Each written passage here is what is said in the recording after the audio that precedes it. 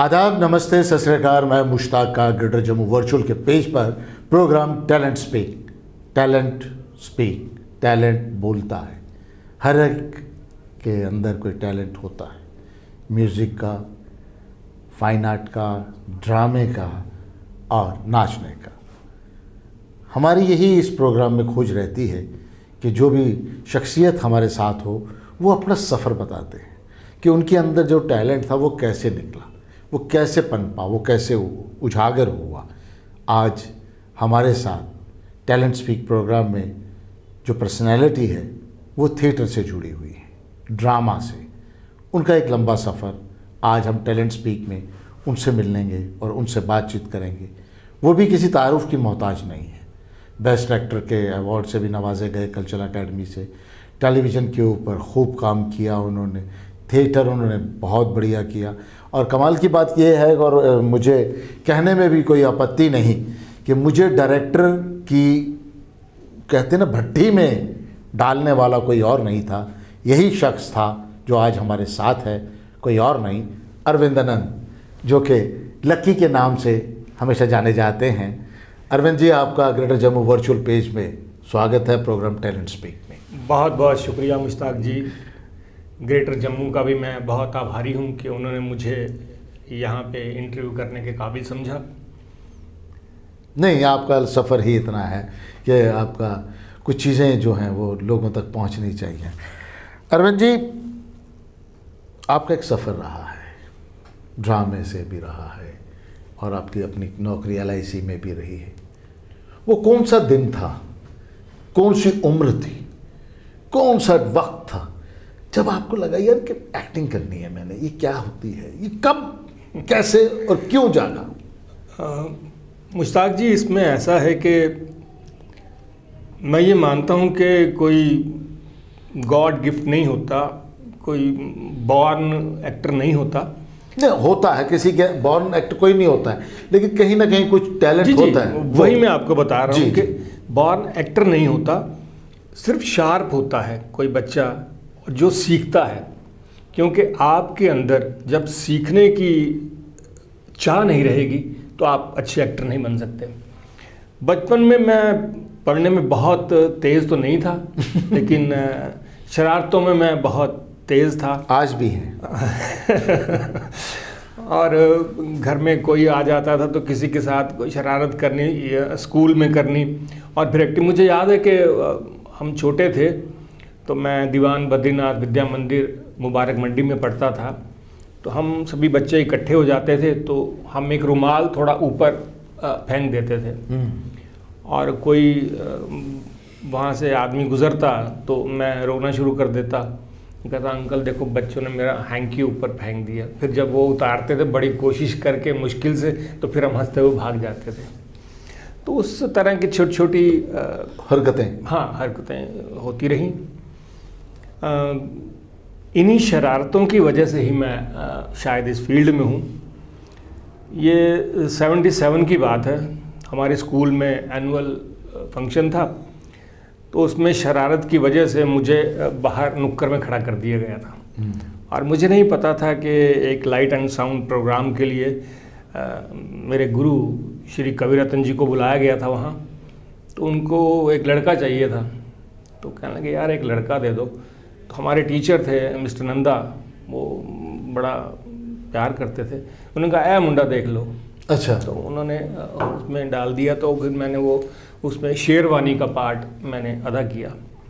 उससे पहले हमारे स्कूल में नाटक भी होते थे। विश्वरमन के सर थे हमारे साथ, तो उनका अपना एक ग्रुप था।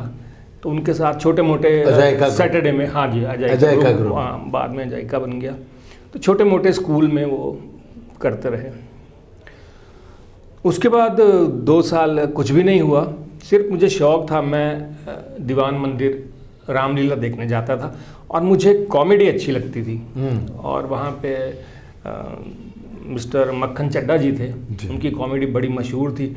तो रामलीला कम देखने जाते थे तो वो उनकी कॉमेडी देखने जाते थे कि सीन के बीच में जो वो सीन चेंज में जो वो करते थे, कॉमेडी होती थी एक जी जी।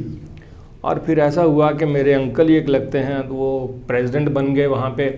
फिर शिव शर्मा जी थे जो रावण का रोल करते थे, फिर राम हमारे मोहल्ले के थे, करण नगर से जाते थे तो मैं उनके साथ जाता था। और फिर जब वो दोस्त थे, वो मिस्टर पादा थे, और जब शिव राम जी के साथ वो जाते थे तो मैं उनके कपड़ों को हाथ लगाता था कि ये रावण है। अच्छा। तो एक अलग तरह का एक पैशन था जी। उसके बाद सफ़र चलता गया तो कुछ आगे करने के लिए मुझे मिला नहीं। 79 में एक वर्कशॉप हुई, थिएटर वर्कशॉप कल्चर एकेडमी में। तो कवि जी ने वहाँ मैं इंटरव्यू देने गया, और मज़े की बात है कि जो इंटरव्यू मैंने दे दिया, जो लेटर मुझे आई वो किसी और का नाम काट के फिर उन्होंने मेरा नाम लिखा। शायद मैं सब्स्टिट्यूट सोचा होगा, वेटिंग लिस्ट में थे, वेटिंग लिस्ट में था। वैसे ही जैसे स्कूल में चूने वाली लकीर पे बिठा दिया था और मकबूल शेरवानी वाला रोल मिल गया। जी वैसे ही वर्कशॉप जी प्लीज। उसके बाद कवि सर के साथ सिलसिला शुरू हुआ तो मन में कुछ करने की चाहत थी, सीखने को मन था, कुछ करना चाहता था। फिर उन्होंने, कच्ची मिट्टी थी मैं तो, तराशा और मुझे सही डायरेक्शन दी और मेरे अंदर जो टैलेंट था वो निकालने में बहुत उन्होंने मदद की। उनके साथ एकेडमी के बहुत से प्लेज किए। और मैं करती बात, मैं तमाम देखने वालों को, सुनने वालों को ये बताना चाहता हूँ कि जिन शख्सियत का नाम अरविंद आनंद जी ले रहे हैं, कवि रत्न शर्मा जी, वाकई मॉडर्न ड्रामे को जम्मू कश्मीर में लाने वाले और इंट्रोड्यूस करने वाले कवि रत्न शर्मा जी हैं। और बहुत से लोगों ने उनके साथ काम किया, मुझे भी उनके साथ काम करने का मौका मिला है। एक ऐसी शख्सियत जिससे मैंने ही नहीं, अरविंद आनंद जी ने नहीं, और भी बहुत से लोगों ने सीखा है, और तरसते थे लोग कि उनके निर्देशक में नाटक किया जाए। और अरविंद आनंद जी ने कवि जी के निर्देशन में काफ़ी नाटक किए हैं। वो नाटकों की तफसील अरविंद जी स्वयं बताएंगे। हाँ अरविंद जी। तो मुश्ताक जी, उन दिनों ऐसा था कि अलग अलग ग्रुप थे और बहुत ही कोई आप कहें कि बढ़िया ग्रुप थे ऐसा नहीं था। एक कंपटीशन था हेल्दी, और आर्टिस्ट मिलते भी नहीं थे तो किसी दूसरे के आर्टिस्ट लेके तो ऐसे चलता था, और लड़की एक आधी होती थी तो बड़ी मुश्किल से मैनेज होता था। उस दौर में भी मैंने तकरीबन सभी डायरेक्टर्स के साथ काम किया और सभी से कुछ ना कुछ अलग मुझे सीखने को मिला, जिनमें से आप भी एक हैं, दीपक जी हैं, फिर शिव मेहता जी हैं, उनके साथ मैंने काम किया। जी जी। और LD शास्त्री साहब हैं, एक प्ले उन्होंने दीवान मंदिर में किया था तो उसमें भी मैंने काम किया। केवल जी थे हमारे, केवल शर्मा जी, उनके साथ काम किया। मतलब मैक्सिमम आपने काफ़ी निर्देशकों के साथ काम किया है, इसमें कोई दो राय नहीं। और अच्छे अच्छे स्क्रिप्ट्स किए हैं।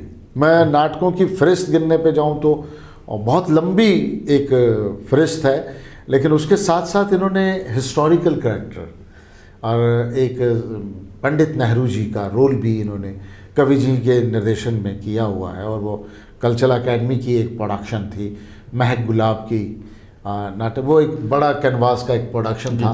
लेकिन इनका एक बहुत अच्छा कैरेक्टर था स्पार्टाकस के दौरान। स्पार्टाकस प्ले हावर्ड फॉस्ट का नावल था और बादल सरकार ने उनका नाट्य रूपांतरण किया हुआ था।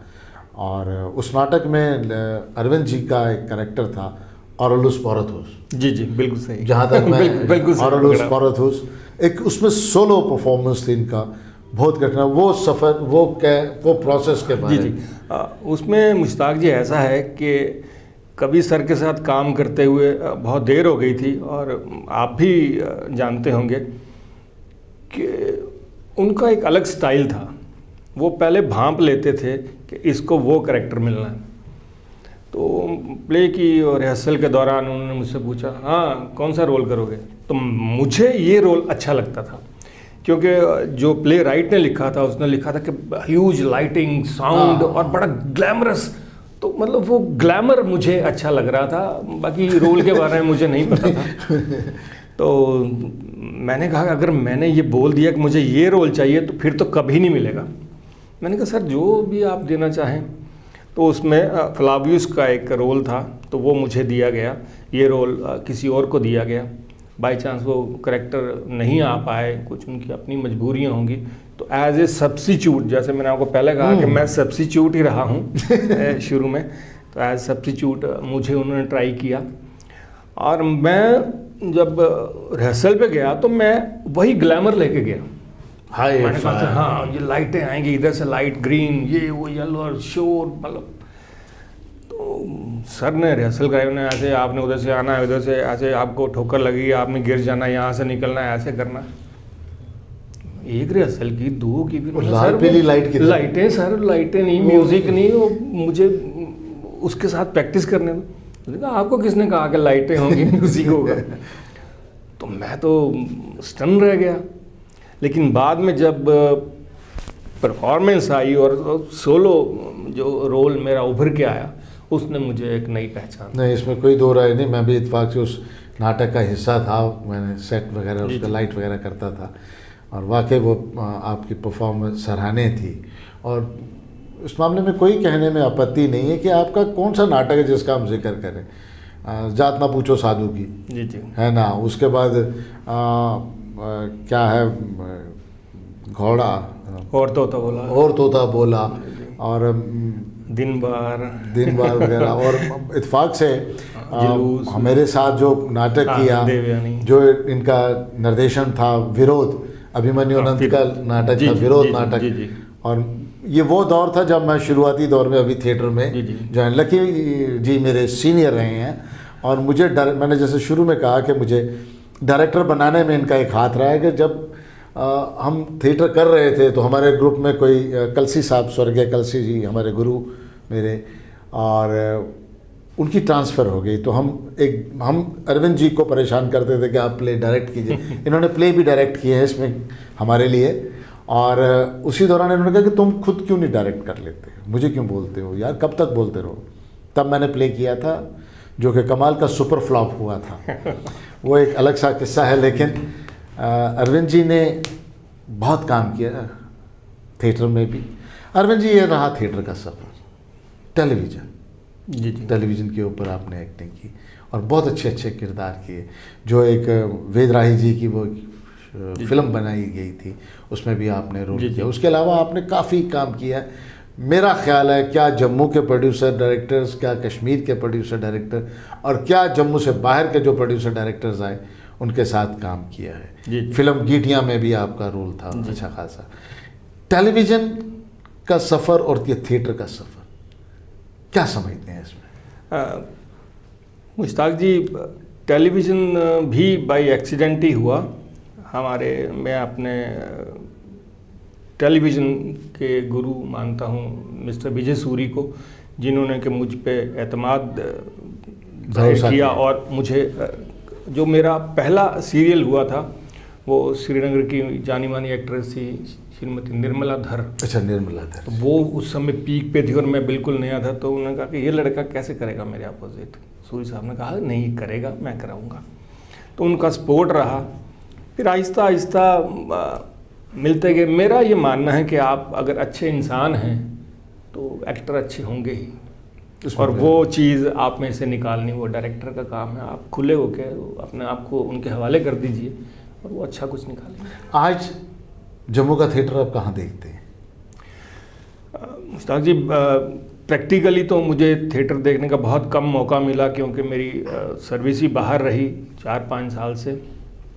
लेकिन जो आजकल तो मीडिया भी बहुत तेज़ हो गया, और जो कुछ मैं पढ़ता हूँ और जो लड़कों को देखता हूँ तो बड़ा अच्छा लगता है कि एक हेल्दी कंपटीशन है, अच्छे अच्छे प्लेज हो रहे हैं, लोग बाहर जा रहे हैं और कुछ सीखते हैं, और यहाँ पे आके बताते हैं। एक्टर्स अच्छे हैं, अच्छे लोग आ रहे हैं।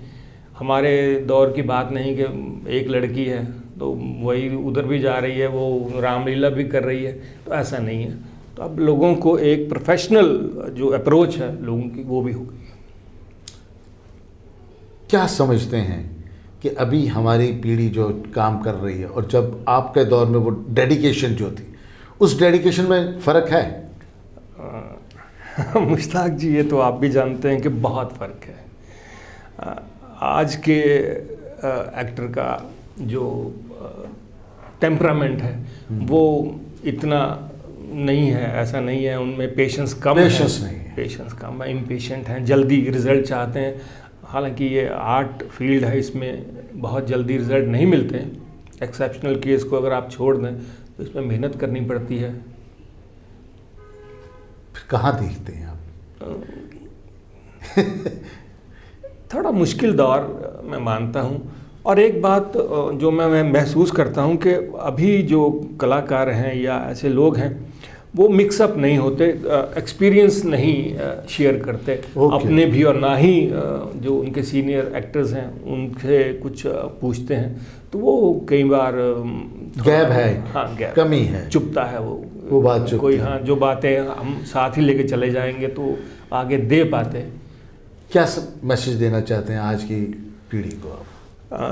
आज की पीढ़ी को मेरा तो ये मैसेज है जो मैंने पहले कहा कि आप सबसे पहले तो अच्छे इंसान बनिए और अपने अंदर के बच्चे को कभी ना मरने दीजिए, क्योंकि अगर आपके अंदर का बच्चा मर गया तो आप सीख नहीं पाएंगे और अच्छे कलाकार नहीं बन पाएंगे।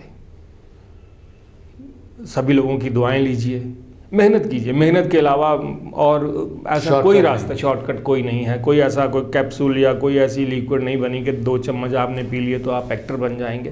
पेशेंस रखिए अगर आप उस काबिल हैं। और एक बात मैं और कहूँगा कि आईना देखिए। अब मुझे मेरी अपनी पोटेंशियल पता है कि मैं किस काबिल हूँ, मुझ में क्या कमी है। कमियाँ हर एक इंसान में होती हैं, हर एक एक्टर में है। उसको मैनिपुलेट करके बढ़िया से आगे पेश करना वो कलाकारी है। जैसे कि अरविंद जी ने कहा, पेशेंस, वाकई पेशेंस, ये बात हमारी अरविंद जी के साथ भी होती रही है। हम स्ट्रगल के दौर में इकट्ठे चले हैं, हमने वो दौर भी देखे हैं और आज का दौर भी देख रहे हैं। इन्होंने जो मैसेज दिया कि आप अपने काम के साथ वफादार रहिए। मैं एक बार फिर अरविंद जी आपका शुक्रिया अदा करता हूँ ग्रेटर जम्मू वर्चुअल के पेज पे आने के लिए, अपना कीमती वक्त देने के लिए। और आप तमाम लोगों से गुजारिश है कि मेहरबानी करके हमारा ये प्रोग्राम मैक्सिमम लोगों में शेयर कीजिए, लाइक कीजिए और सब्सक्राइब कीजिए। इसी तरीके से अगले सेगमेंट में दोबारा आपसे मिलेंगे। आदाब।